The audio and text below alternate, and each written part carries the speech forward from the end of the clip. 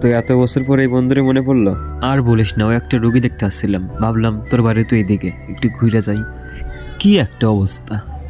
থাকিস কি করে এখানে? ওই চলে যায় আর কি। আমাদের সাথে পড়তো বন্ধু কাউসার, মনে আছে তোর? ও কিন্তু এখন বিরাট বড় কোম্পানির মালিক। আর আমার খবর তো তুই জানিস, একটা ক্লিনিক দিয়েছে, ওই মাসে 10-12 লাখ টাকা হয়ে যায়। আমার আফসোস হয় জানিস, আমাদের বন্ধুদের মধ্যে একমাত্র তুই যে জীবনে প্রতিষ্ঠিত হতে পারলি না। ভাগ্যে ছিল রে। আর এসব কথা বলে কি লাভ বল? তো তোর বউরে তো দেখতেছি না, ও রান্না করতেছে, দেখে দিব?